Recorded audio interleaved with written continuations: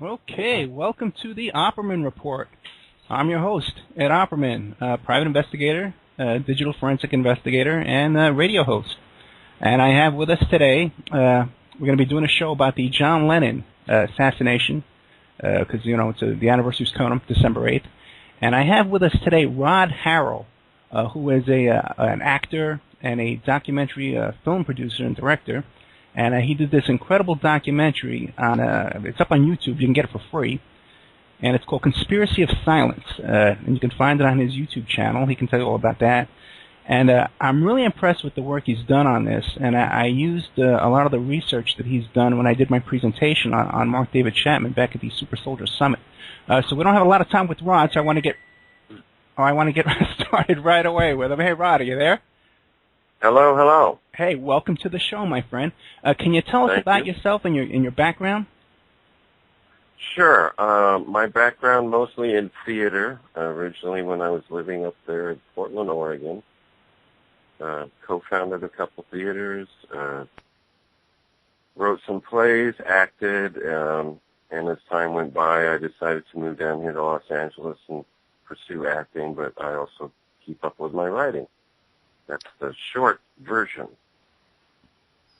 Well, okay, you don't have to give us the short version if you don't want to. Unless you got something to hide. Okay. I have nothing to hide, no. Okay, yeah. But I've always been interested in doing videos and films since I can remember. As far as John Lennon goes, I originally bought the official story. For many years. I was a believer in the thing. I was just a crazy fan. But when I took the opportunity to actually begin to research it, there were just certain things that didn't add up for me, and that eventually led to an article, which led to the documentary that I posted on YouTube, almost 3 years ago. Yeah, the article is very thorough as well. What's the name of the blog that article is up on? My blog is called Random Thoughts of a Random Guy from a Random Place Up in the Sky. Oh, very cool. Okay, and we have a link to that on my blog, the Opperman Report, and we have a link to his YouTube video as well. Okay, so now how'd you get started in researching this? Did you actually go out and get the police reports and stuff like that? Because there's some stuff I've noticed in your video that I haven't seen anywhere else. So how'd you get started? Well, what I like to do with any research is to use contemporaneous news reports and articles, because I often feel that you actually get closer to the real story with the first report, rather than later on when, the spin is on. And you can't, unlike a lot of cases with John Lennon, you can't get a hold of the autopsy report. It's sealed, right. And the police reports are sealed. So I had to rely on just what, was written in, the New York Times and things of that nature. Although I have to say that Fenton Bresler's book was also very helpful. Yeah, I've spoken with Bresler as well back in the 90s. But now he's deceased now, correct? Yeah. Yeah. His book came out, I want to say, in 1988 or 9. It's called Who Shot John Lennon? And that's kind of what got me started, because I was like, I need to, I think I need to re-examine this. Yeah, when I was looking around for an expert on this topic, someone to talk about this, there's very few people available, who are really authorities on the subject. There don't seem to be too many people willing to step out and discuss a conspiracy in this case. A lot,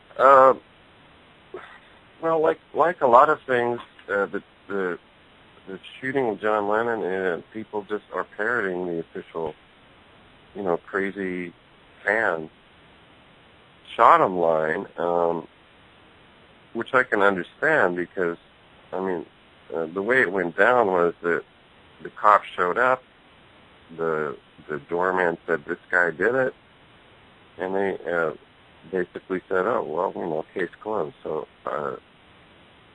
I think one of the reasons maybe that the New York police don't want to release that report is you would probably see, wow, that's pretty shoddy investigation, because they just figured the case was closed. They really didn't, do their work.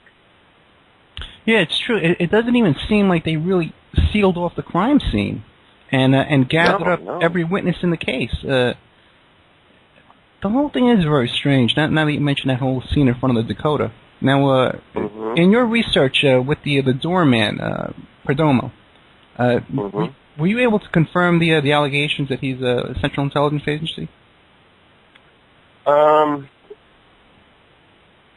All I was able to really, that I would be, comfortable to say is that he definitely was part of the Bay of Pigs invasion. Right. Whether or not he was actually working for the CIA, it depends.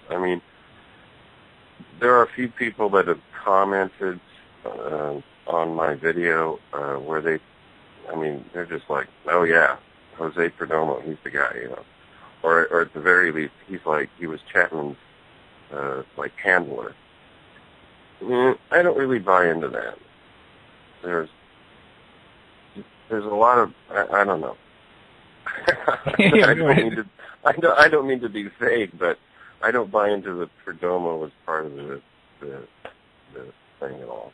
No, I like that, because a lot of times when I investigate a lot of conspiracy theories, I have a lot of guests on involving conspiracy theories. And a lot of times we don't even have it figured out what actually happened. But the person on the other end is already telling me he knows why it happened and he knows who's involved. So we really don't know. This is a work in progress. And it really hasn't been investigated the way it should be. So when we get started with the whole background, the whole FBI investigation into Lennon and the harassment and the government surveillance over him and all that kind of stuff. Well, I've always noticed that that part of John Lennon's history, it seems to be conveniently forgotten whenever his assassination is brought up. I can't think of anyone else that had such a high profile as he did that was harassed by the U.S. government to the extent he was for so many years. People have to understand that his phones were tapped, that him and Yoko were followed, not only covertly but overtly. I think maybe some people know that when you're being followed, as it were, sometimes they really want you to know that, to instill fear and paranoia.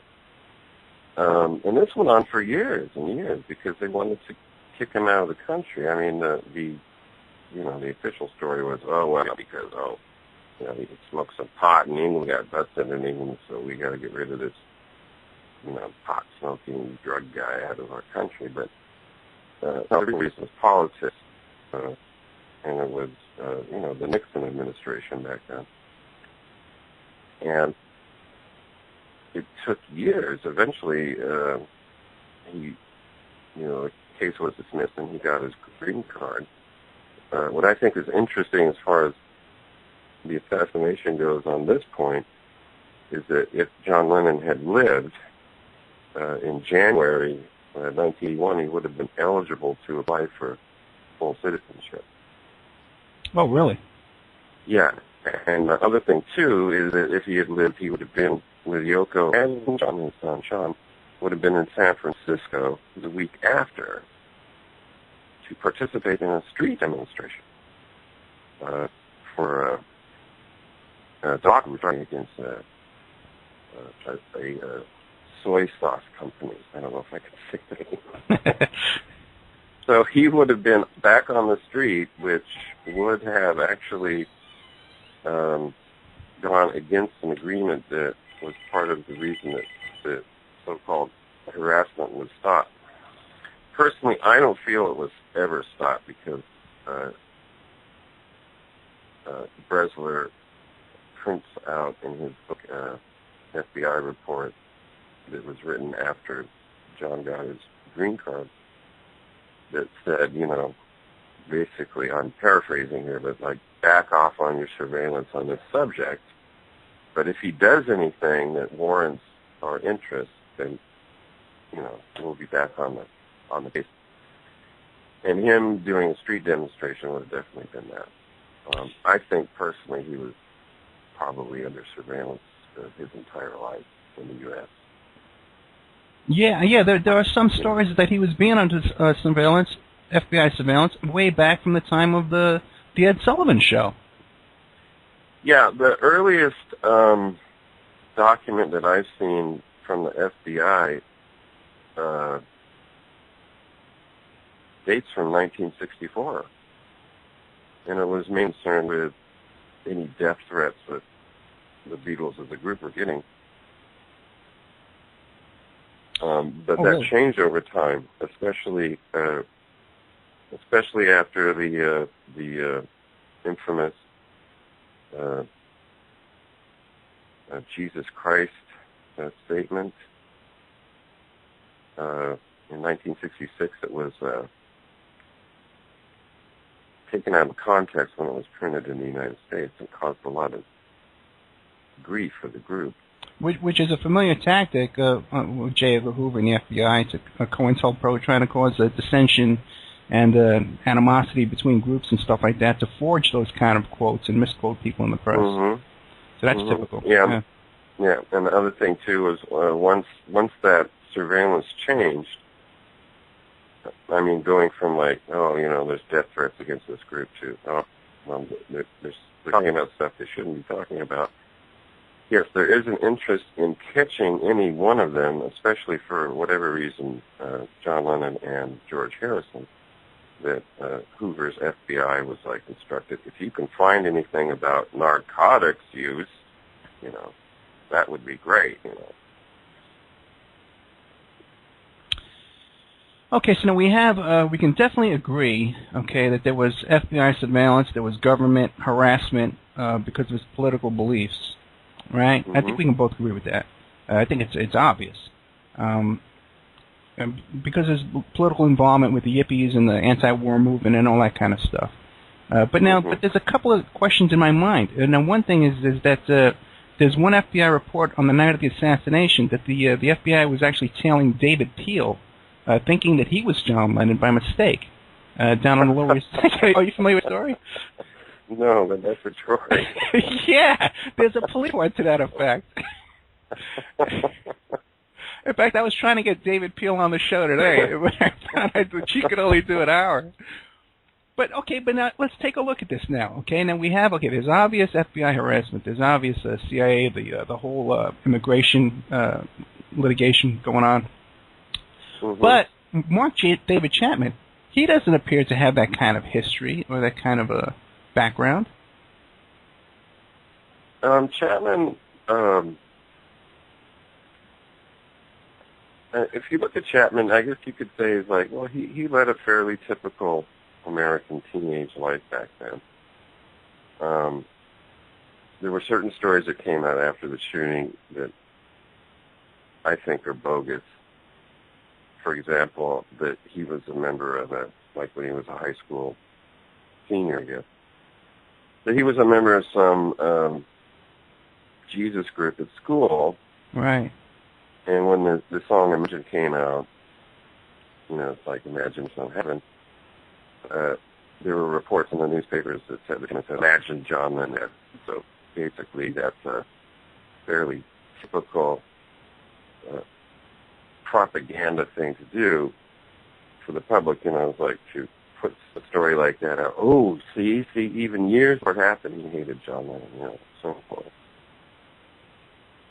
But you have to equate that kind of a statement or report to what his wife said his favorite, musical interest was Todd Rundgren, not John Lennon. And that any Beatles records that the press reported about at the time were hers.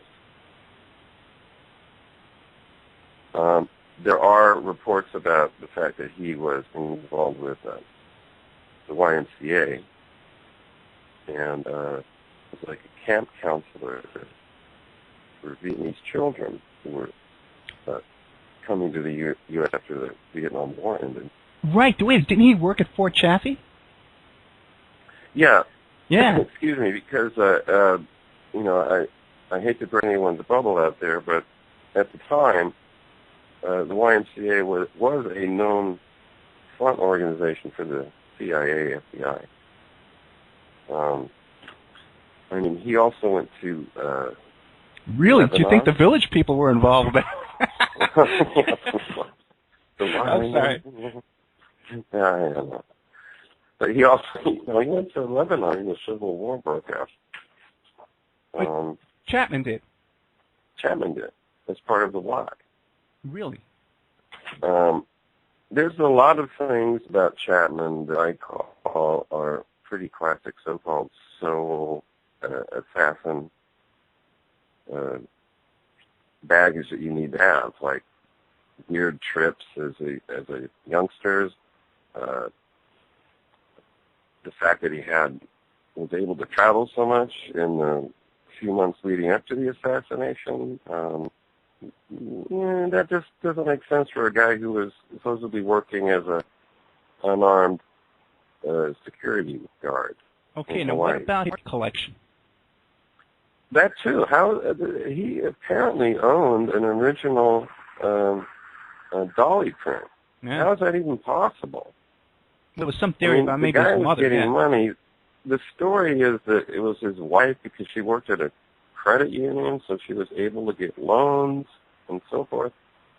I don't know about you, but I've never been able to get a loan for like $15,000 on a minimum wage job. Yeah. But I have to say right up front that, and I hope it comes across in the documentary, I'm not like trying to say that Chapman was not involved. I'm saying that he was not alone in his involvement.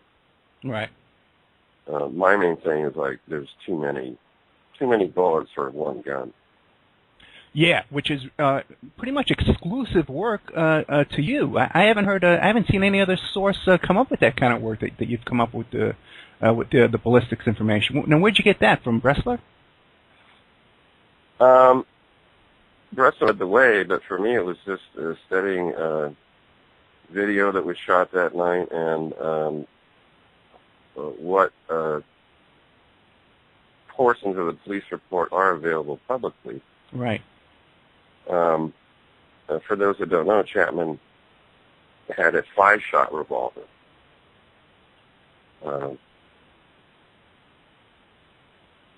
And I was just honestly, I happened to be reading through some of this material, and the thing caught my eye and made me go, wait a minute.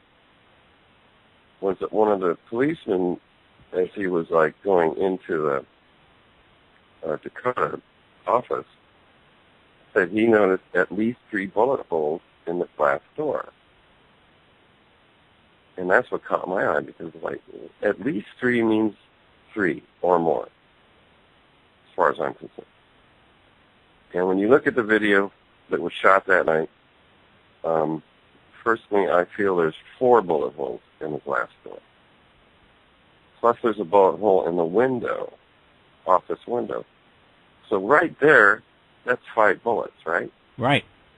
Well, the problem is that although the autopsy report has never been released, there was a preliminary report that was released at the time. It stated that John Lennon was hit 4 times. 2 of the bullets passed through him. One was lodged in his neck, and another one was found in his leather jacket. So right there, that's too many bullets. If there are 5 bullet holes right in the glass door in the window, but there are 2 bullets in John Lennon, that's 7. Right. Unless my math is wrong. I don't think it. I think we can all count to 7. So yeah. Yeah. And that's the other thing, too, is that I think that if you read the official report, you kind of get this idea that the limo pulls up to the Dakota, and they get out, and there's like no one around. You know, it kind of makes it like, you know, it's 10 minutes to 11 New York, and there's no one on the sidewalk. And that's like, well, that's not true. At least according to witnesses, there were people. There were a lot of people. Yeah. But for whatever reason, they were not interviewed by the police department. I mean, at the end of my article, I like have a list of, I think it's like 15 or 16 people who either heard it or saw it. Yeah, you know what? But one thing that's missing from that list, pretty interesting to me, is the name Paul Gorish. You're familiar with him, correct? Oh, the photographer. Yeah, the photographer. He took the last photo of, apparently he was the one who took the last photo of John Lennon when he was signing the album for Mark Chapman. My understanding is that he left. And his story is like, you know, I have to go home, it's like getting late. And the supposed cryptic remark from Chapman was, oh, you know, don't leave. You don't know if you'll ever see John Lennon again. Ooh, right. You know, dun, dun, dun, dun, dun. Yeah, well, you know, his story's changed over the years. I'd love to Paul? talk to him. Oh, yeah, Paul. Yes, it has. Yeah. Now, it started out with him that he was first described as he wanted to be a police officer, and that he was a store detective. And then he comes off sometimes as a friend of John Lennon and then as a photographer. And it seems that he became a photographer after this incident because he was being hired by people, according to him, people like the Beach Boys, who were hiring him to be a photographer for them. Yeah, I think with a person like him, you have to take his story definitely with a grain of salt, because I think he was just a guy who had a camera and would hang out. I think people don't realize that there were a lot of people who basically would take time out of their day, almost every day, and just hang out in front of the Dakota hoping to see somebody, like either John or Yoko or Sean. And I don't know in today's world if we quite understand, you know, something like that was a daily occurrence, and that's what these people did. I wouldn't say that these people were like crazy or anything, but that's just something they did. That's true. Nowadays, it seems like the only people who do that are professional paparazzi. We don't have fans that really do that anymore. I guess, I guess we don't see it as much as we used to back in those days. Yeah, there were a lot of, correct me if I'm wrong, but I tend to, I didn't see it, but I tend to remember that someone did a movie about one of the people that hung out outside of the Dakota who had lunch with Chapman. Yeah, Chapman had lunch with two young ladies out in front. Now, that's another thing, too. See, because in my opinion, I think there was more than one Chapman running around New York City that weekend. Okay? And that's why the story with Paul Gorish, or is it Peter Gorish? Paul Gorish. No, Paul.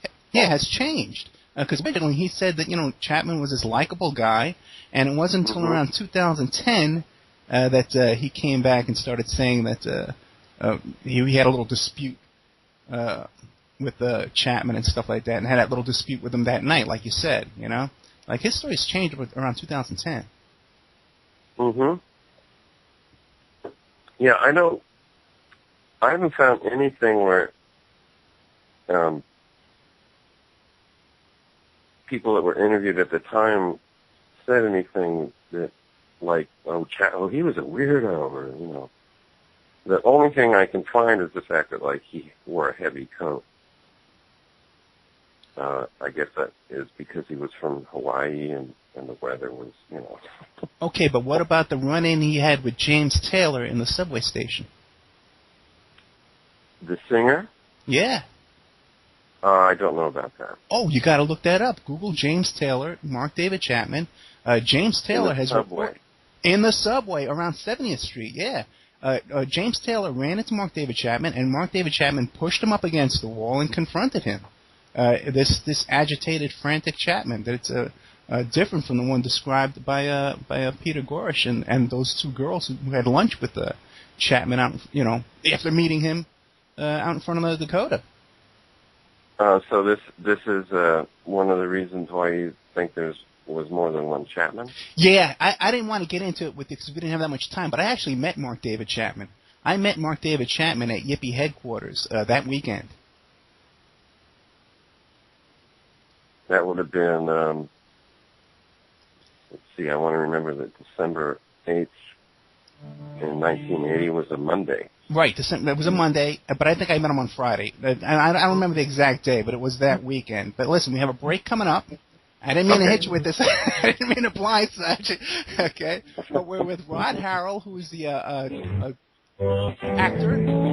and a director and a movie producer of the film Conspiracy of Silence about the assassination of John Lennon. Okay, we're back with the Opperman Report. I'm your host, Ed Opperman. We have with us today actor and film director Rod Harrel, who directed a video you could find on YouTube called John Lennon Conspiracy of Silence.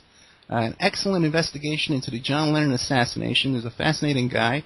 And on his channel, on his YouTube channel there, which is kind of hard to pronounce. How do you pronounce that, Rod? Oh, it's called The Orthicon Ghost.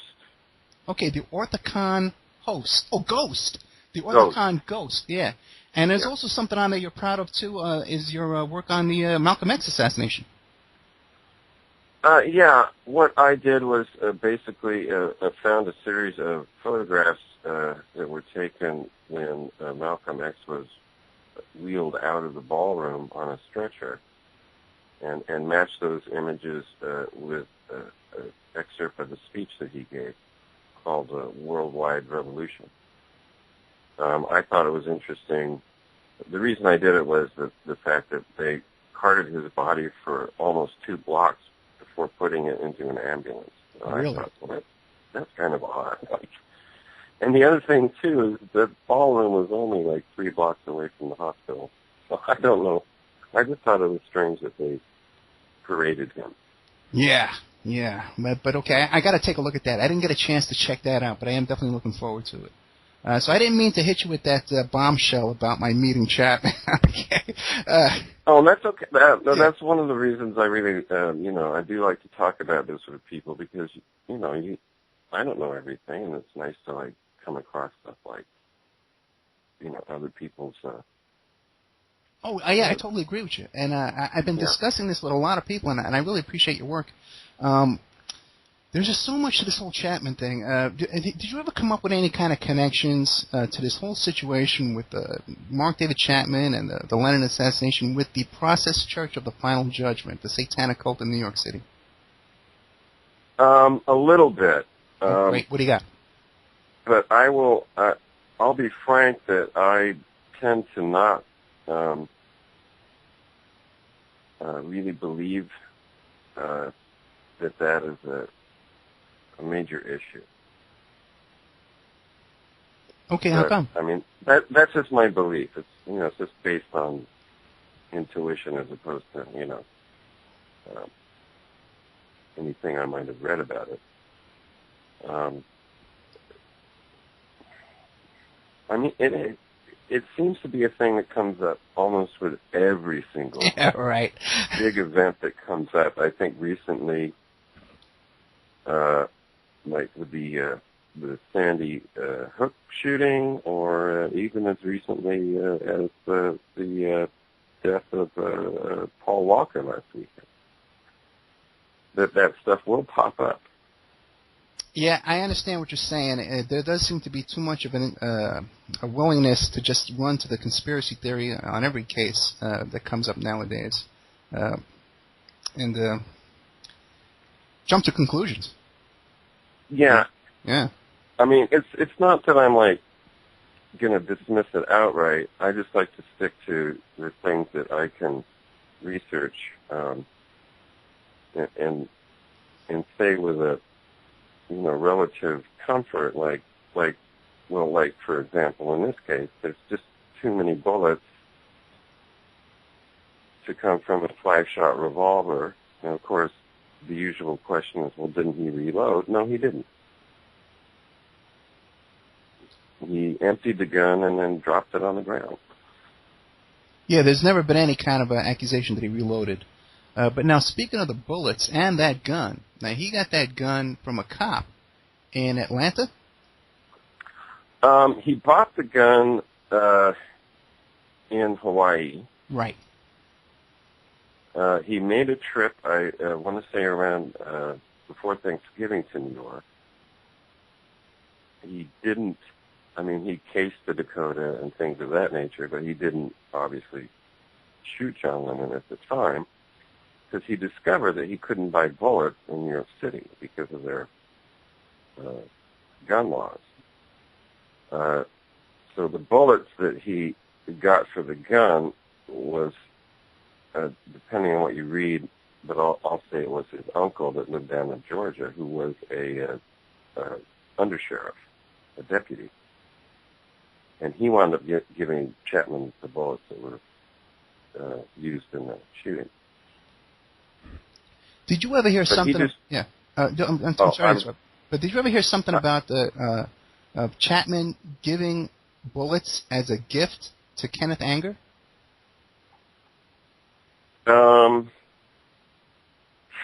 Yeah, but I don't. I'm sorry, Kenneth, but I don't really buy it. You don't believe it at all? I'm not a big Kenneth. No, I'm not a big. Not a big believer in stuff that he says. Okay. As far as I'm concerned, to me the bullet story is a little iffy because they're supposed to be hollow point bullets, and the preliminary autopsy report that was released to the press, the descriptions of the wounds do not match a hollow point bullet. Right. The autopsy surgeon is quoted as saying, like, for example, the 2 bullets that passed through John Lennon's left lung. Well, that doesn't make any sense. Hollow point bullets aren't designed to pass through someone. They're designed to, explode within the body on impact. Yeah, they would have trouble passing through the glass door of the Exactly, and that's another thing. It's like all these bullet holes. It's not only this policeman, Steve Spiro, who reported at least 3 bullet holes in the glass door. The doorman, who was inside in the office, was the one that reported the bullet hole that came through the window, or the bullet that came through the window.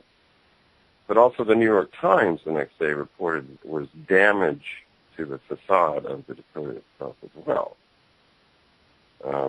That's why I tend to think that you can easily count 7 bullets, but I tend to think there were probably 10 actually that were fired because of all this reported damage. It's not like, it's not rocket, as far as I'm concerned, it's not rocket science. You can sit down, you can read these reports, and you can do the math. There's too many bullets to come out of a 5-shot gun when it is known that the shooter did not reload. And I believe it was Officer Barry Laddig as well who said that he used Chapman as a shield because he thought there were other gunmen in that looked suspicious. Yes. That is a very interesting part of what has been released in the police report. I think that is in Jack Jones's book called Let Me Take You Down, which is kind of, it's basically just a thing about Chapman and, he did it by himself kind of book. But right. He was able to quote from parts of the police report, and it's like, why, if you, as a policeman, it's not like they were there instantaneously. We have to think that maybe 2 or 3 minutes had passed. That he would show up and feel threatened enough to use Chapman as a shield because he thought other people were involved. Well, that's interesting. It's interesting you brought that up. It's tantalizing. Because the 2 cops around the corner were 23-year-old rookies Barry Laddick and his partner were 23-year-old rookies, so they were really, really close when they heard the call come over. Now, they just got their guns, they just got their badges, they're just starting to play with the siren. They zipped over there as fast as they could, but Steve Spiro already had handcuffs on Chapman. How'd he get there so fast? Well, that is definitely interesting. It doesn't take much research to look into the New York Police Department and know that there were also ties with intelligence agencies with the department itself. So sure, that's what makes me think that John Lennon was still under surveillance at the time. I've always said that the U.S. government knows something went down whether they were involved or not. And by me saying or not is just the fact that if he was under surveillance, like I believe, that they would have saw what happened and they would have reported it, but would not have stopped it. Oh yeah. I know maybe that sounds cruel to some people, but hey, that's what happened. Oh, I totally agree with you on that. But let me ask you another question about Spiro too, because I have a question about him. Because in one account he says that he received a letter from Chapman, and Chapman said to him this thing about, oh, we made history together. And then he says, and I only spent 2 minutes with the guy. I put him in handcuffs and I put him in a car, and that was it. But another account, he claims he spent 5 hours with Chapman. Which one do you believe? The first one. Okay. But I do, just because it's I just go back to the fact that the first story seemed to be the most accurate. Right. And people, it's for some, it's human nature to make themselves out in a big event, to be more involved than they actually were. Yeah, I gotcha.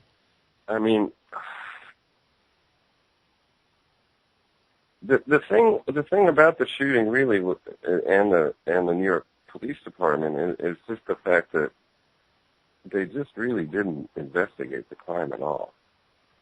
They just did the bare minimum because they had the guy. They had the weapon, and the guy confessed. So no one's out there with counting bullet holes or anything. Right. Yeah, they didn't do much of an investigation at all. And it was it was odd too the way they put a paper bag over his head when they brought him into the precinct. Yeah, and that definitely would lead to the idea of more than one person, behaving as Chapman. Our history is littered with doubles, Oswald being probably the most famous case. Yeah. But even doubles with Robert Kennedy and Sirhan Sirhan and James Earl Ray with Martin Luther King, doubles. What do you have as far as the Chapman connections to the Church of Scientology? I would think probably.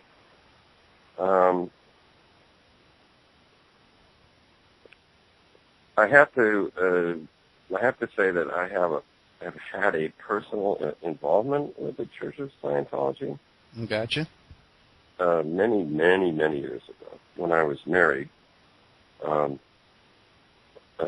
wife at the time had gotten involved with them, and she would come home and tell me stories, and I'd be like, what? And she eventually left them, but we were harassed for several months. Telephone, people coming to the door, wanting them, come back. Yeah, they don't like you to leave. Yeah. And so, just my own personal thing is there's definitely a group of people that don't like people to leave them. I guess that's the nicest way I can put it. So now, have you heard the Mae Brussel work where she claims that Chapman lived within walking distance of the Scientology headquarters over there in Hawaii? Yes, I like her work. Me too, yeah. Because she also brought up the fact that there are several military bases in Hawaii. I would not doubt that he was somehow involved with that because of, as I talked about before, his involvement with the Y and going to Beirut and things of that nature, and these supposed, suicide attempts and things of that nature. Now, don't get me wrong, I think Chapman is kind of a shady character, but my main point is that I definitely don't think he acted by himself. Well, correct, yeah, and especially when you count the bullets, like you said, in that little small space. Hey, what do you think about this whole thing about Elliot Mintz, John Lennon's manager, friend, quote unquote? What's up there with good old Elliot? Elliot is described as a close friend of John and Yoko's. He worked for a Los Angeles, I want to say television station. And apparently he got to know John Lennon when John Lennon was living in Los Angeles when he was separated from Yoko. Right, May Pang, yeah. And he said things over the years that kind of make me scratch my head a little bit, where it's almost like he has something to say, but he won't actually come out and say it. He describes the story of meeting John and Yoko in some hotel, and they motioned him to come into the bathroom, and they turned the water on, and he describes how hot it was getting because of the steam and all this, and he was like, what's going on? Why are you guys doing this? And they were like, well, we think the room is bugged. It's like, why is Elliot even telling a story like that? But he doesn't ever take, what I'm trying to say is he never takes the next step, right? He won't say something like, oh, well, let's add 2 and 2 together here. He never does seem to do that. And then he, after the assassination, he seemed to become, a family spokesperson, That's about what I can say about Elliot. Yeah, it seems that he left California without knowing that there was an actual death. He claimed that he had called. He claimed he heard something on the news or whatever, and he called the Dakota security booth, and because he had the phone number, and no one picked up, so he hopped on a plane and flew to New York. Right, and supposedly showed up early the next morning. Yeah, that's interesting. And then he the story goes is that he showed up, Yoko was distraught, and he wound up going down in the office and started handling phone calls and stuff. And he's also, I think, the primary source for the infamous morgue photograph of John Lennon. And he's the one that said there was a call and someone said, we got this photograph, unless you pay us, X amount of money, we're going to sell it to the New York Daily News or whatever. Right.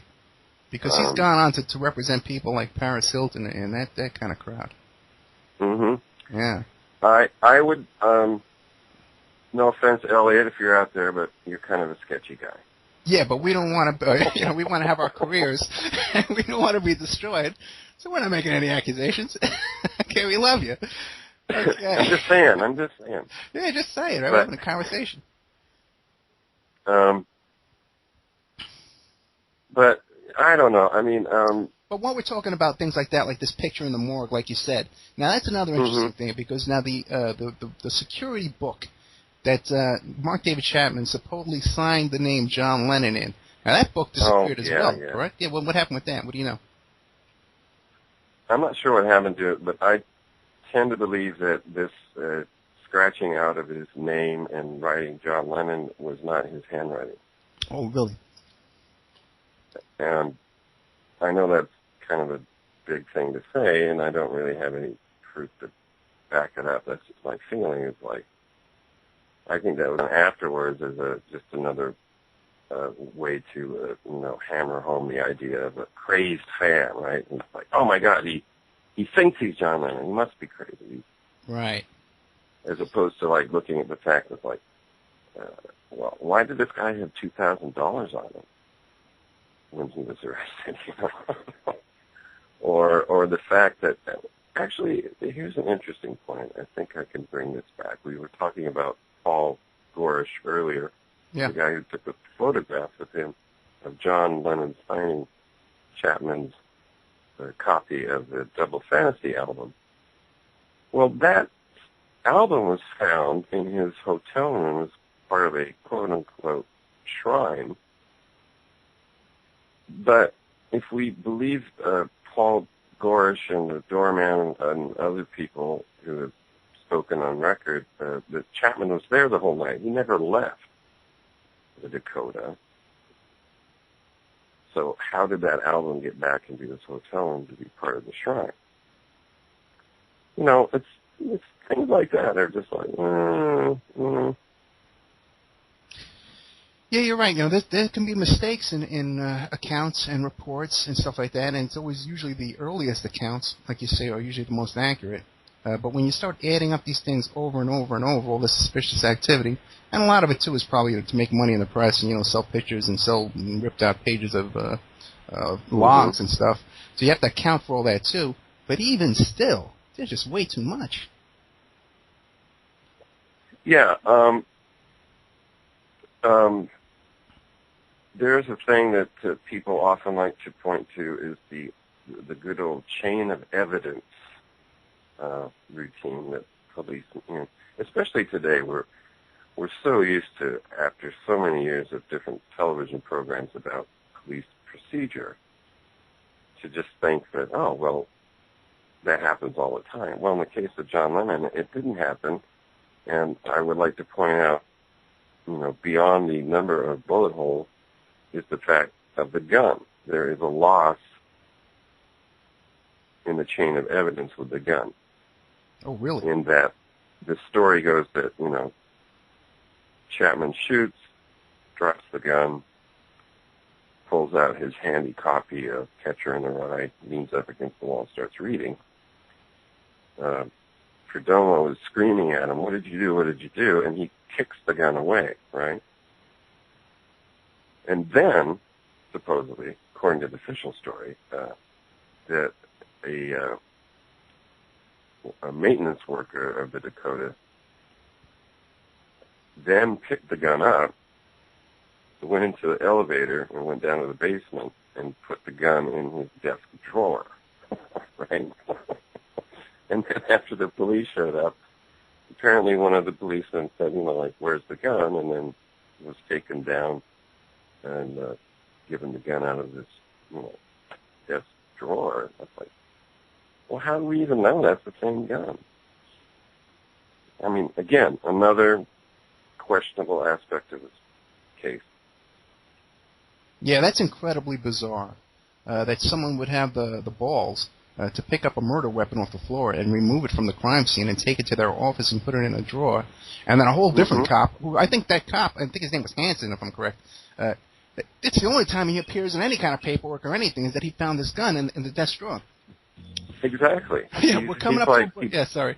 Okay. We're coming up to a break. We got Rod Harrel, who's an incredible guy. He's an actor, a film director. He directed Conspiracy of Silence, which is a John Lennon, a documentary about the assassination of John Lennon. Don't forget, we're a listener-sponsored station, so if you got to support the station, you visit freedomslips.com and you click on the donate button. We'll be right back with Rod Harrel. Okay, welcome back to the Opperman Report. I'm your host, Ed Opperman, private investigator and digital forensic investigator. We have with us today our guest, Rod Harrel, who is an actor, a documentary filmmaker, an incredible guest. Rod, real quick, what is the name again? Because I know we don't have that much time, which I'm going to try and trick you into staying on longer. But what is the name of your blog and your YouTube channel? YouTube channel is called The Orthicon Ghost. And the blog site is Random Thoughts of a Random Guy from a Random Place Up in the Sky.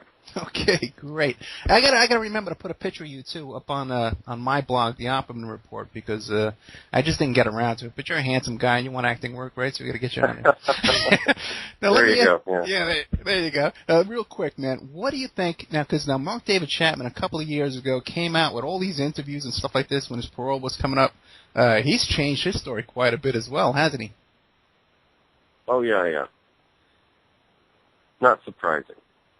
Well, I kind of stick again to the earlier things that he said.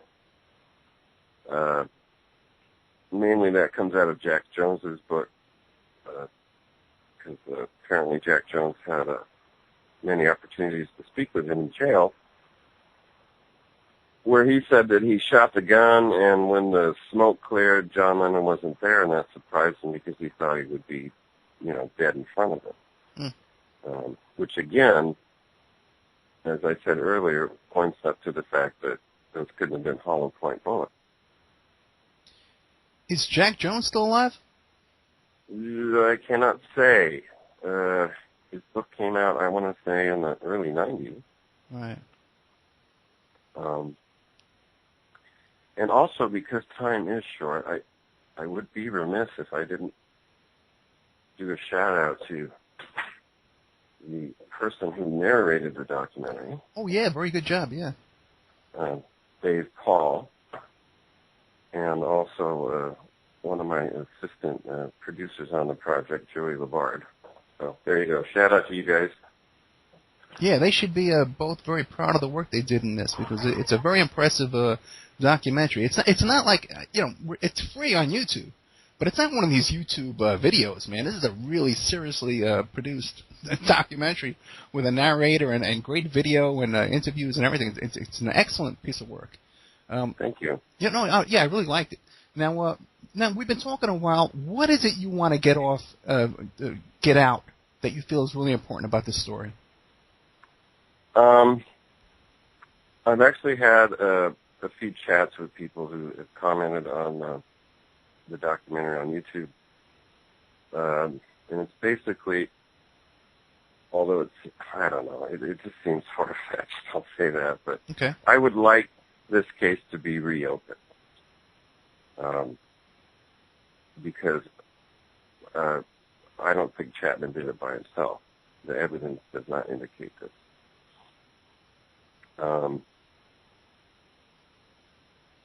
That's what I'd like to see happen, but at the same time, I have to be realistic. I don't have any kind of resources to pursue something like getting a case reopened. But I had a guest on the show, Cheryl McCullum, who runs a cold case investigative course for a college, and she was actually nominated for the Pulitzer Prize. Yeah, she would. Maybe she's somebody to talk to about this and try and get her on this. Yeah, it's just there's just too many strange things,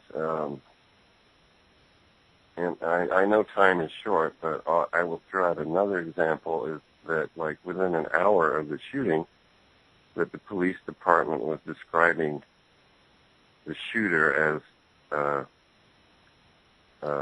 crazy. Yeah, a local nut, I think they called him. Screwball, correct.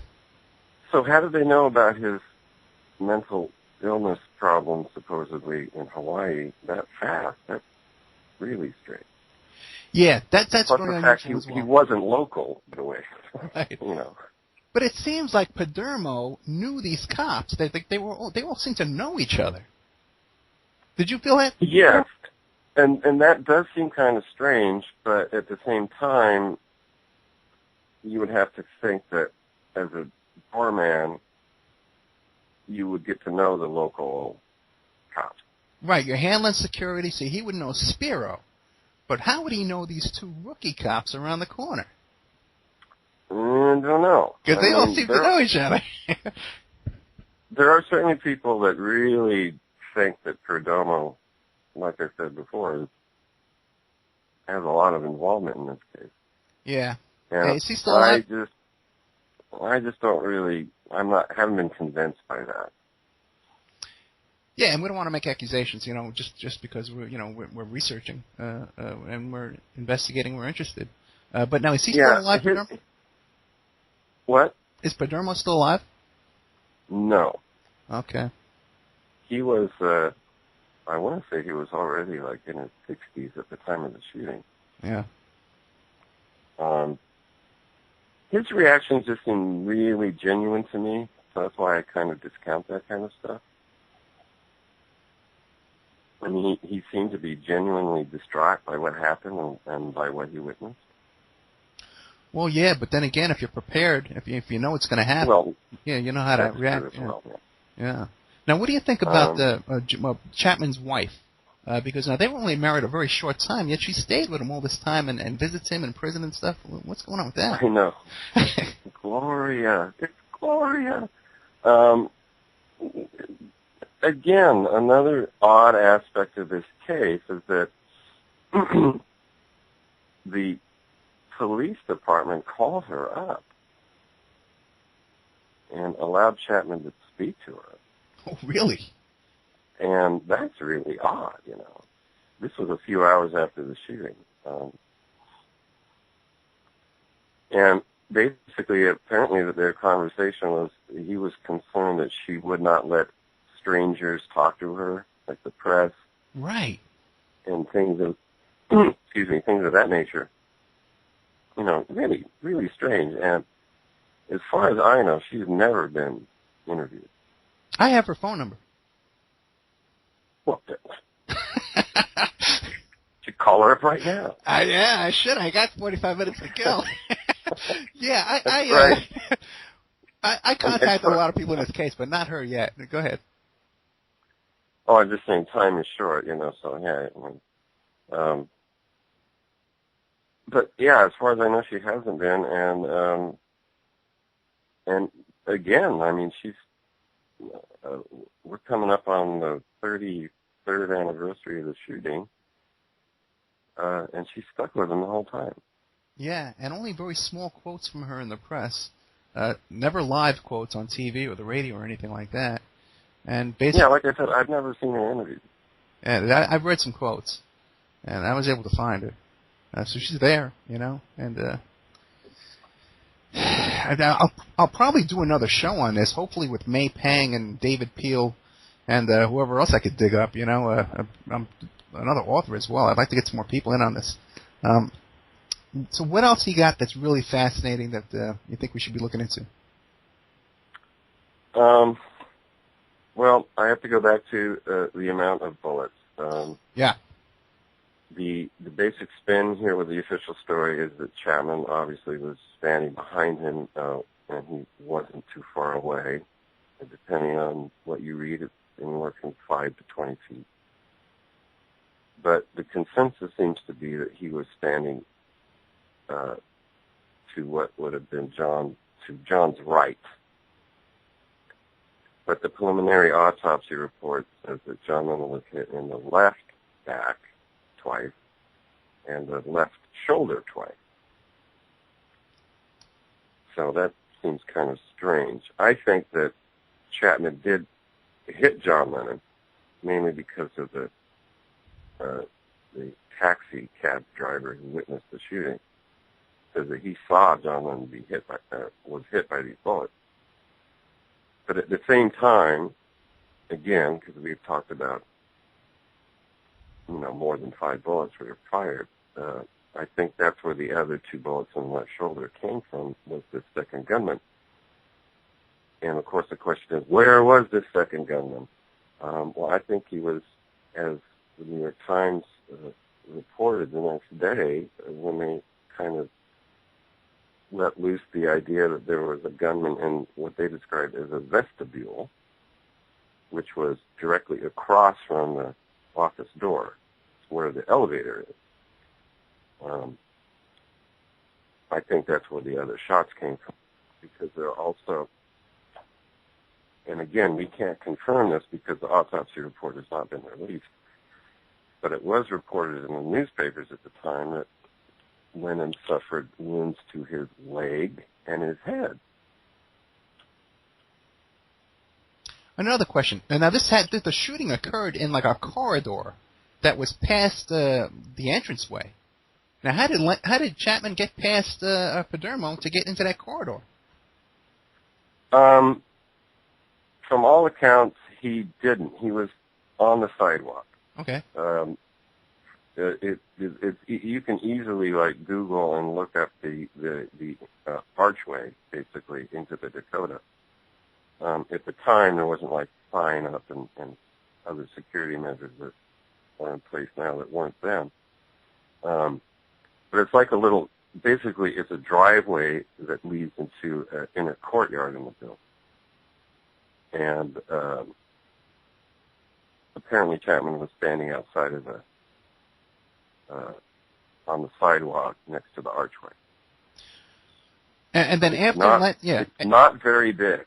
Right. I've been there. I'm from New York. But now, after Lennon was shot, he was taken to that second security office, correct? The story is that he was shot, but he still managed to walk up. You have to go up a couple of steps to get into the office lobby. And then he came all the way in there, according to the doorman who was inside, who just described that John Lennon walked in and he had a horrible, confused look on his face, walked a few steps and collapsed. And then Yoko came in screaming that he was shot. And that apparently him and a resident of the Dakota, him being the doorman, and the resident of the Dakota did move John's body while he was still alive and laid him into the office for whatever reason. Yeah, right. And then when the cops came, go ahead. And the cops came and they were like going, well, we need to grab this guy and throw him in the back of the cop car and take him to the hospital right away. We can't wait for an ambulance. Which is something they did do back in the 70s. But still, Yoko did not believe that he could have died from those wounds. And she didn't see him from the time he hit the back of that cop car till the time when they pronounced him dead at the hospital. And she didn't believe he was dead. No. She had a difficult time believing that. Yeah. I think, sorry, I was looking at the clock. I know, man. I'm sorry. I need to speed this up. I think I can do 5 more minutes. Okay, great. Give me the 5 minutes and I'll love it. Yeah. Because, I want to say that I don't believe in this BS about Yoko being involved. Oh, really? Okay. She was walking ahead, of John at the time, and I do believe that when the shooting started, that she ducked into the inner courtyard. But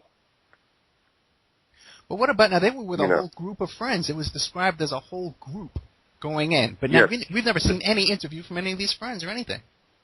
No, that's another odd aspect of this case is that there were, I want to say, I can't remember the publication, maybe the New Yorker, but someone said that, quote, as John and Yoko and their group walked into the, and I've always wondered, who are these people? Who is this group?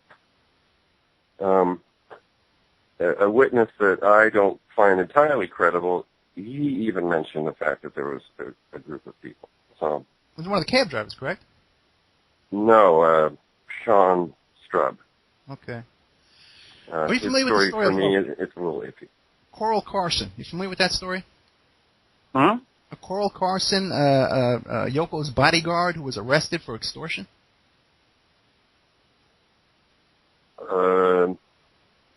I know about the Frederick Seaman. No, I'm not familiar with Frederick Seaman. No, I know the Coral Carson. Tell me Frederick Seaman. What was that? All right, very quickly. Frederick Seaman was an assistant for John and Yoko. He was a relative of the woman who was like Sean's nanny at the time. Okay. That's how he got the job. After the shooting, him and a friend decided to try to extort money from Yoko. And he did wind up, he was like walking out of the place with like amplifiers, guitars, and John Lennon's diary from 1975 to 1980. And he was trying to get money with the diaries. He was eventually arrested and charged, but for whatever reason, Yoko didn't want to really pursue it, and the guy got like 5 years probation.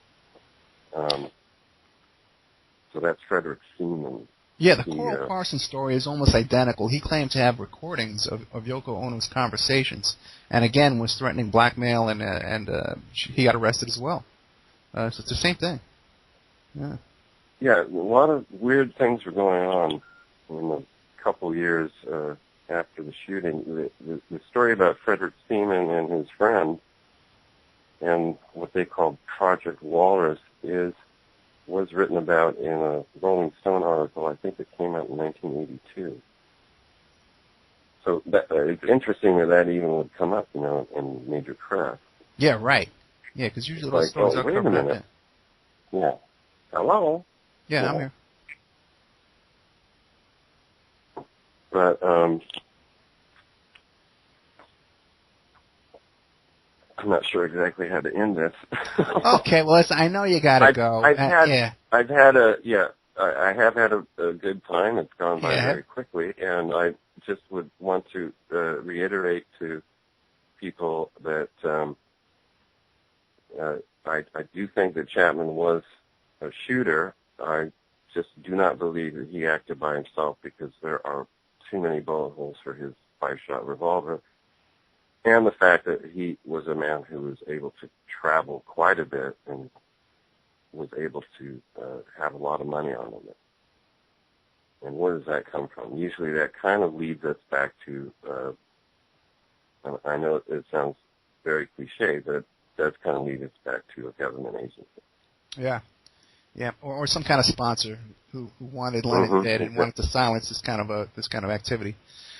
Yeah, because I do want to say one more thing, though. Go ahead. We don't really realize, I think, in today's world that, back in the pre-internet times and everything that we're talking about here, that John Lennon was a very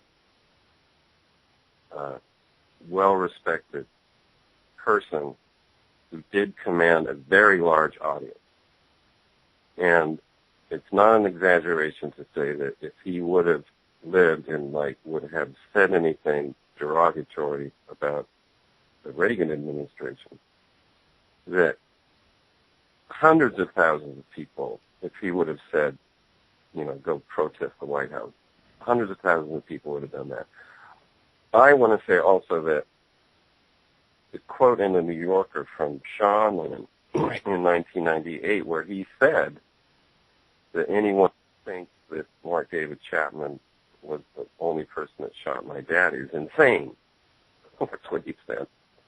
He feels that the government did do it, but of course he was shut down after that. He had to make a retraction after that was published, of course, but it's on record that his son feels that the government was involved. So. And he's pretty much been silenced as well. You don't see his career doing anything at all. He gets no press whatsoever. No, both him and Yoko, for whatever reason, have, except for that one instance, have not come out and said, I think, what they really feel about it. Yeah. Be that as it may, folks. Okay, I want to thank Rod Harrel. Yeah, for giving us extra time, man. It's really cool because he had to run out of here. He has a gig coming up that he has to do. Yep. Actor, film director, Conspiracy of Silence. I'm going to be putting up his links on my blog, The Opperman Report. Thank you for coming. By the way, we were number 4 today on TalkStream Live, so a lot of people heard this interview, my friend. Great. Thank you very much. It's been a good time. No, thank you very much, my friend. Thank you. All right. Bye-bye. Thank you. Okay, well, that was my guest, Rod Harrel, who is an incredible documentary film producer. The documentary is up on his YouTube channel, which is linked on my blog, The Opperman Report. So what I want to do is we're going to come back after the break, and I'm going to tell my whole story about how I met Mark David Chapman at Yippee headquarters. I've told this story before at the Super Soldier Summit back in May, and you can actually Google that. I guess if you Google my name, Ed Opperman, and Lorian Fenton, who is the producer of the Super Soldier Summit, she has a video of my presentation that it's for sale. You have to buy it, you have to subscribe to it. I don't make anything from it, but it's available if you want to see it. where I do a bit of a better job that I'm probably going to do today when I tell this story. Because what happened is I met Mark David Chapman. I met him that weekend, the weekend he shot John Lennon. I met one of the Chapmans. So I'll get into that whole story when I get back. A couple of things, a little homework, house cleaning we want to do here. I want to thank my producer, Ann, who is also known as Eulalie, for all her work that she does in getting the show on the air every week and producing the show. And we got some big stuff going on. We just brought in a new guy, Christoph Moses, who's a listener out there, and he's joined our team, and he's helping us out by uploading these archives to our new YouTube channel. We just created a new YouTube channel called Opperman Report on YouTube, and so we're going to be able to get these radio shows up on the YouTube channel almost instantaneously after the show is complete. So no more of this emailing me and Facebooking me saying, hey, where's the show, where's the last show, when's the next show, blah, blah, blah. It's all going to be there available for you right away. So that's going to, these two, man, I just thank them so much for helping out and joining up together to get this show out for you, for the public here, that we love doing this show. We love getting this kind of information. You got a guy like Rod Harrel, you're not going to hear him anywhere else. There's no interviews with this man anywhere, but he has a ton of information. So that's one new development, is the Opperman Report YouTube channel. Another new development is that we're moving our place and our time here on Revolution Radio, which is, by the way, a listener-sponsored station. And if you want to support the station, please visit freedomslips.com and click on the donate button. And we can always use donations. You can also purchase archives of the show there on freedomslips.com. If there's an old show that you missed, it's not up on our YouTube channel. By the way, again, back to the YouTube channel, is that we also have recorded some after shows. We've done some shows in the past, a couple with William Ramsey, who's an expert on Aleister Crowley and the West Memphis Three.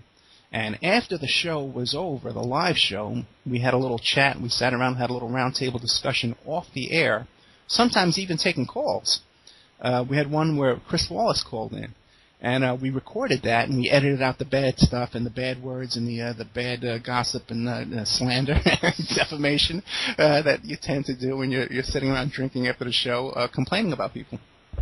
So we edited that out, and it's going to be called the After Show, and those tapes are going to be available on the Opperman Report YouTube channel as well. Now, the show is moving. Okay, this is big news.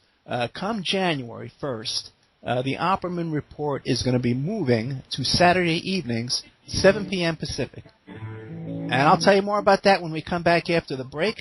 Okay, welcome back to the Opperman Report. I'm your host, Ed Opperman, private investigator, digital forensic investigator, and also author of the book, How to Succeed as a Private Investigator. And you can find that on my website, emailrevealer.com, okay, where we do email tracing and all kinds of locates and asset searches and cell phone forensics, computer forensics, and you can find us there. Now, before we the break, I was talking about, by the way, we're a listener-sponsored station. You visit freedomslips.com, and you click on the donate button to help support the station, keep us going here, keep us alive. I was talking about how we're moving the show. We're not going to be on Thursday mornings at 11 o'clock after January, or maybe even before. It's all up in the air. No one really knows what's going on. But we're going to be moving to Saturday nights, 7 p.m. Pacific Standard Time.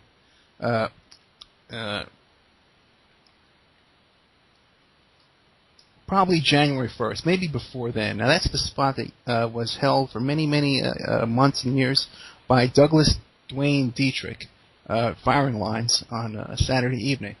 And Doug has been very gracious about this, and he was promoting my show on Saturday nights. I love Firing Lines. I've made it an appointment every Saturday night to sit home and have a glass of wine and listen to Firing Lines. And then to hear Doug, talking about me, and I got to call in, talk about what's going on. So I've really enjoyed being a guest on Doug's show on Saturday nights. And I'm really going to miss Doug's show on Saturday nights as well, because it was a big part of my week. And I'm really hoping that Firing Lines can find a new home, a new slot during the week or perhaps even on another station or whatever, that we can catch it, that I can still enjoy that, because Doug has been a great friend to me. He still is a great friend. I enjoy talking to Doug on the air and off the air, and in email and chat on Facebook and such. And he's a great guy, and he's invited me. I came to Revolution Radio as a guest on Doug's show originally. Otherwise, I was just a fan, just watching the station. And so I really want to thank Doug for all he's done for me and introducing me to the different hosts and stuff around the station here. Doug helped me out when I did my presentation at the Super Soldier Summit. When I talked about how I met Mark David Chapman, I probably wouldn't have gotten on stage if it weren't for Doug, because I kept getting bumped and rescheduled and stuff like that, and Doug, I think, stepped in for me and got me at the spot. And then when I did my presentation and we had a question and answer period, Doug was the first one to ask me questions and then helped me to answer questions, because me and Doug are very often discussing the same topics and the same kind of controversies and information, and there's very few people who I can talk to besides Douglas Dietrich, who have the kind of information on the tip of his tongue that I also am familiar with. Other people, it goes right over their head. So, let's get into this whole situation about how I met Mark David Chapman this fateful week about 33 years ago. Okay, and I was still in high school. Okay, it was December 1980, and I was still a kid in high school. Okay, and when I was around a sophomore or a junior in high school, I started hanging out down at Yippie headquarters in New York City, which was at 9 Bleecker Street in Manhattan. Now, I was a radical kind of political guy. I smoked pot, you know. Again, a big thing with the hippies back in those days was that they were advocating the legalization of marijuana. And in May, every first Saturday in May in the summer, they have a yippie smoke-in at Washington Square Park in New York City. So I used to go up there and visit that and stuff like that, because I was kind of a wild kid. And I met the yippies, and I started hanging out down at Yippie headquarters. And I was a radical leftist socialist, and that was pretty much their politics. They were anarchists. At the time, I was also an anarchist. I don't think I'm an anarchist anymore. I have some kind of anarchist leanings, but no longer like I was in those days. But it was a very interesting place. First of all, the location itself was an interesting location. Number 9 Bleecker Street. It was right across the street from number 10 Bleecker Street, which was Studio 10, which was a club that the yippies owned, that was called the Tom Forsad Multi-Educational Center, something like that. Oh, no, Multimedia Center, because they were doing like film production there. They had a newspaper. The yippies had a couple of newspapers called Overthrow and Yipster Times. Now, back in those days, this was like 1977, 78, there was no internet. If you had conspiracy theories, if you had information you wanted to get out to the public, you could not create a blog on the internet. So what we did was, back in those days, we had a newspaper, a color paper. In fact, it was the first color paper of radical newspaper was in New York City, the Yipster Times and Overthrow. And so I was reading about stuff like the Trilateral Commission and the Council on Foreign Relations and the Bilderbergs and these kind of things I was reading about, and the story about the 3 tramps and the JFK assassination. This kind of stuff wasn't available anywhere else. And so I was reading about this stuff from Yipster Times and from Overthrow magazine down there on the Lower East Side of New York City, number 9 Bleecker Street and number 10 Bleecker Street. Now, right next door to Yippie headquarters was Dial a Joint, which was run by a guy named Michael Caesar. Okay, he was a gentleman about 40 years old. He was a member of NAMBLA. Okay, he was a real character.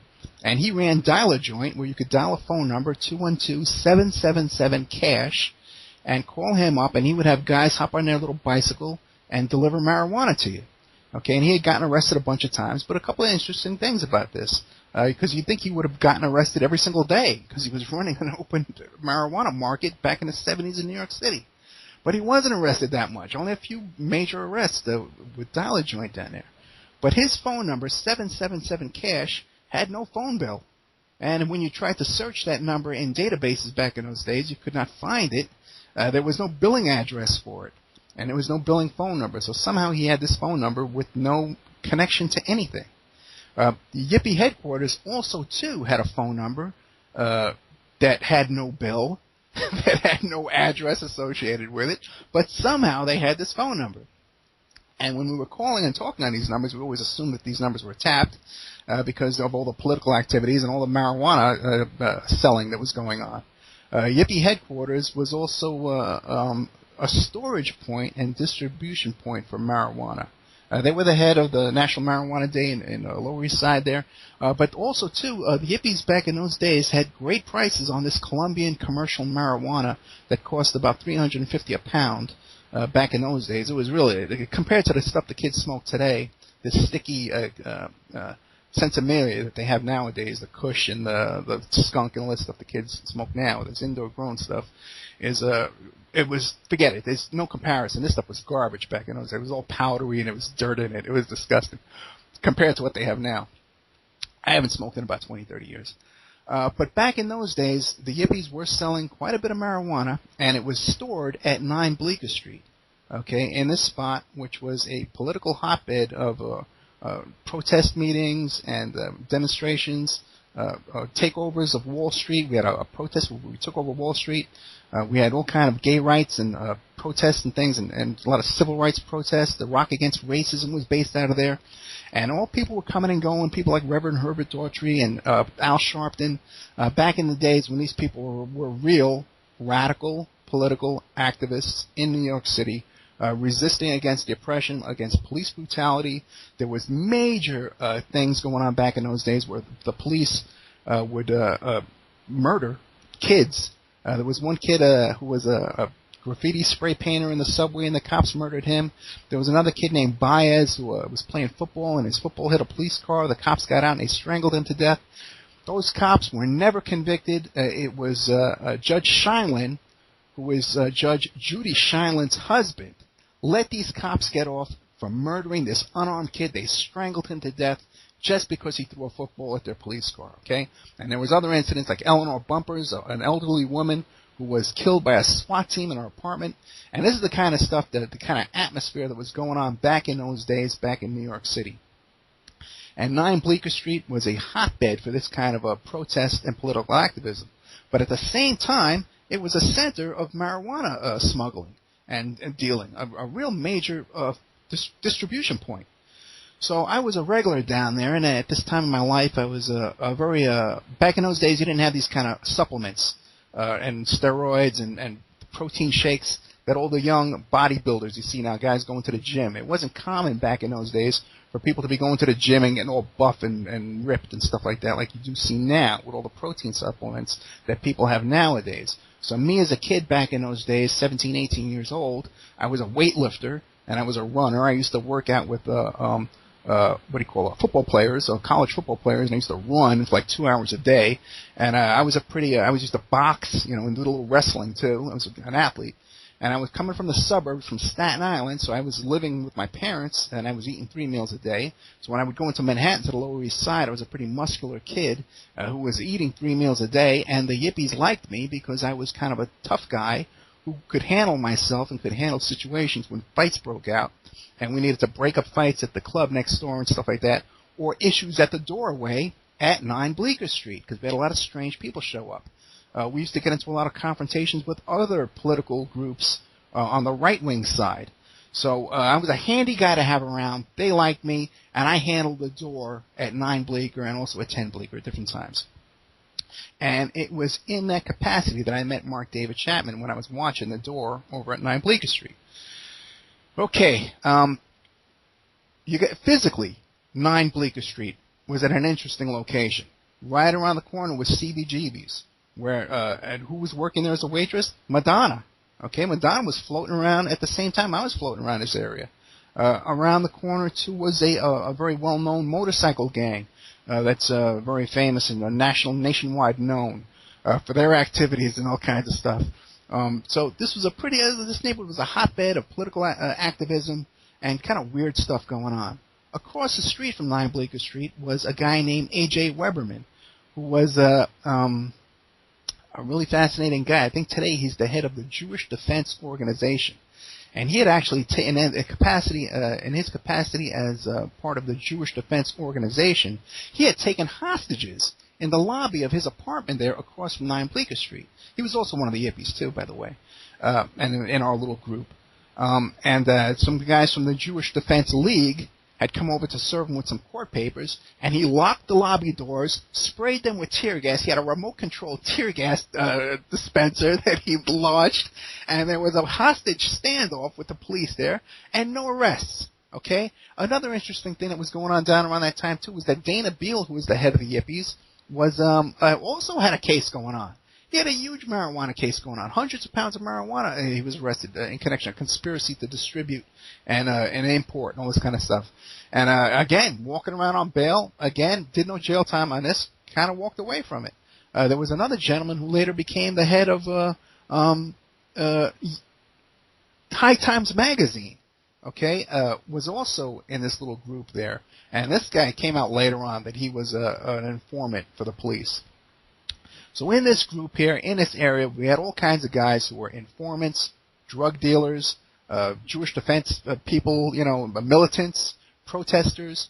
There were all kind of stuff that came up where there was one guy from the Rainbow Tribe.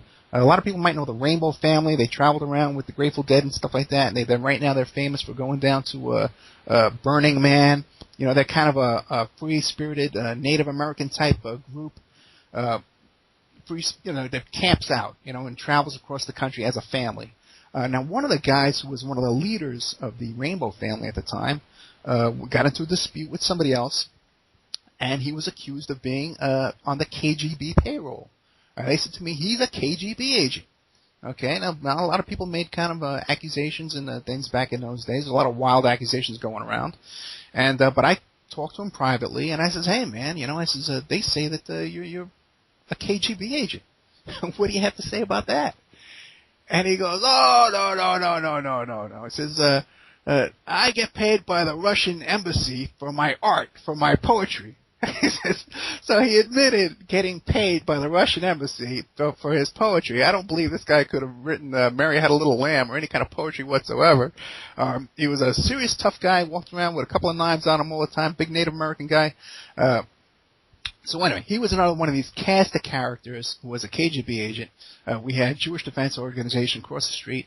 We had massive marijuana smuggling going on, drug informants. At our meetings, constantly, we had COENTELPRO kind of infiltration, disrupting meetings, planning meetings for protests and stuff like that, all around this area of 9 Bleecker Street and 10 Bleecker Street. Okay, I believe that covers most of the suspicious activity around there as far as agents and stuff.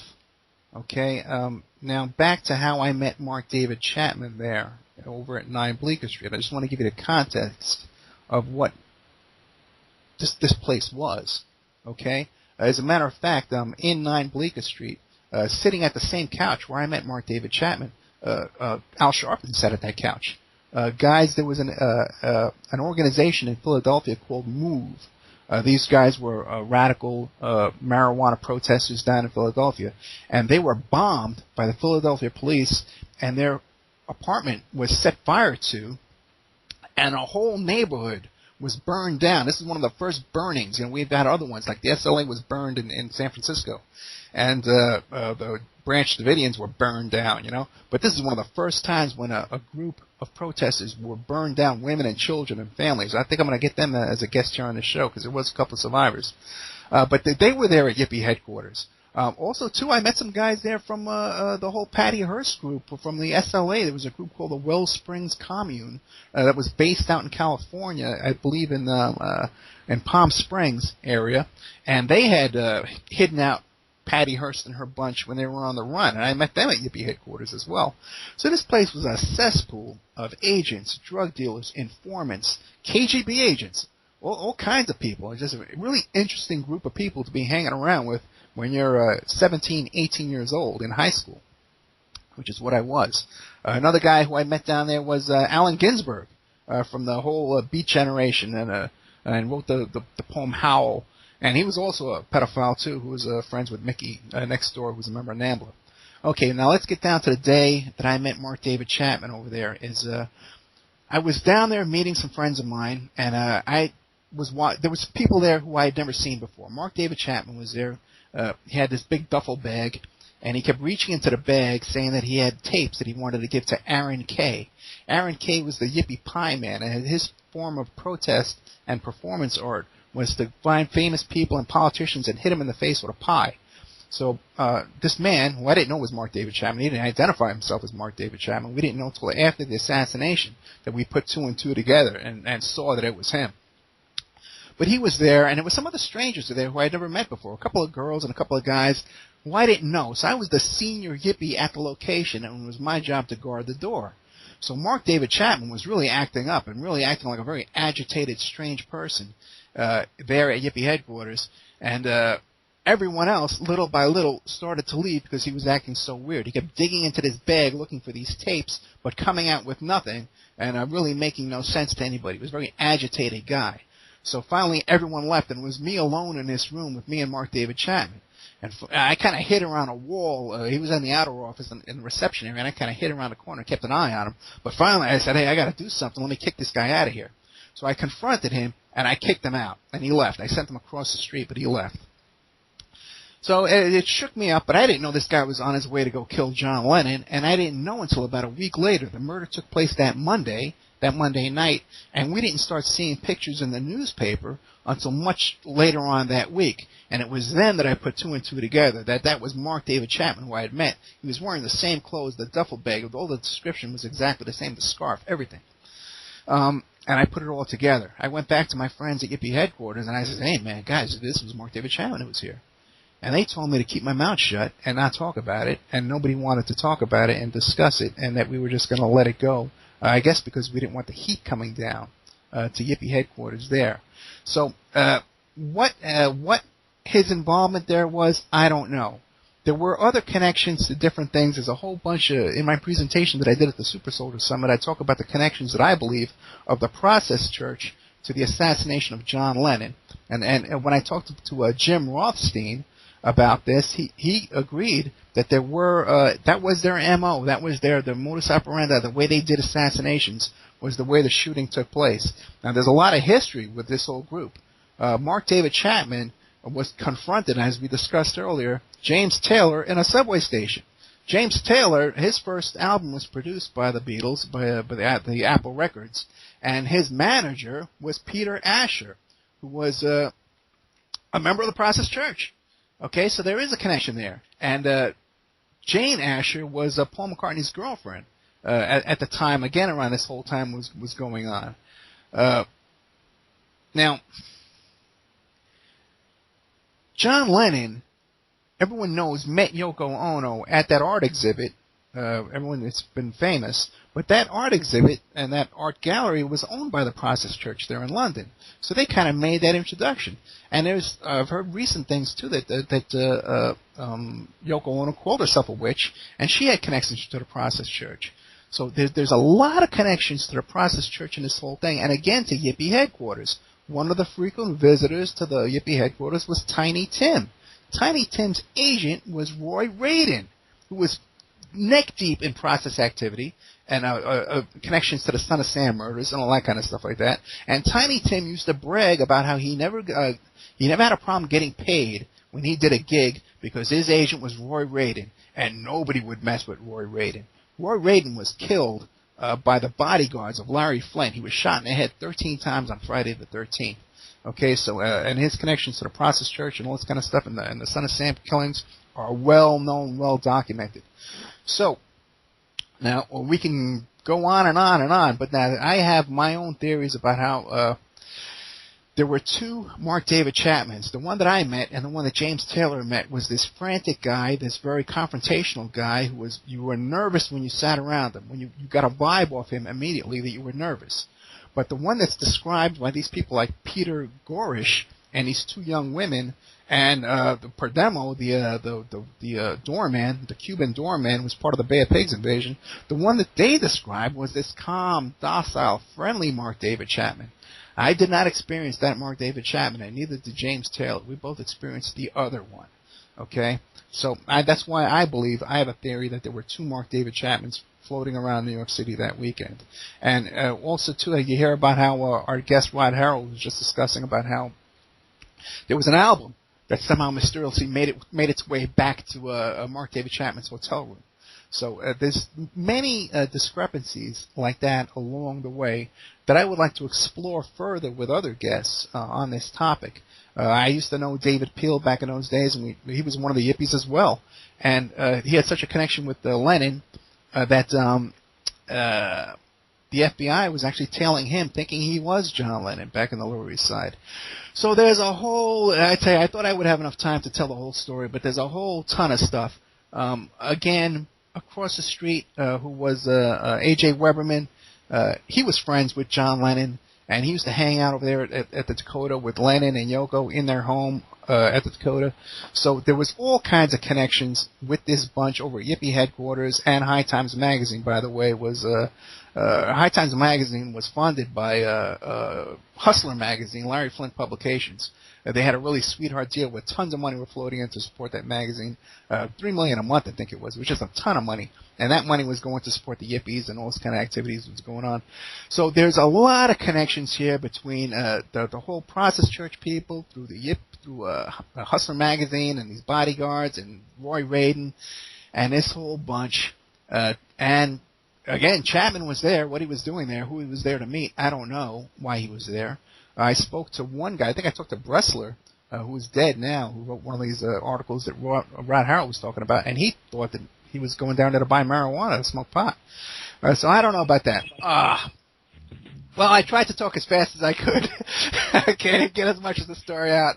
But thank you for joining us on the Opperman Report. And you'll see us again next week. The same time, same channel, all that kind of stuff like that, but also probably too a Saturday night soon in January.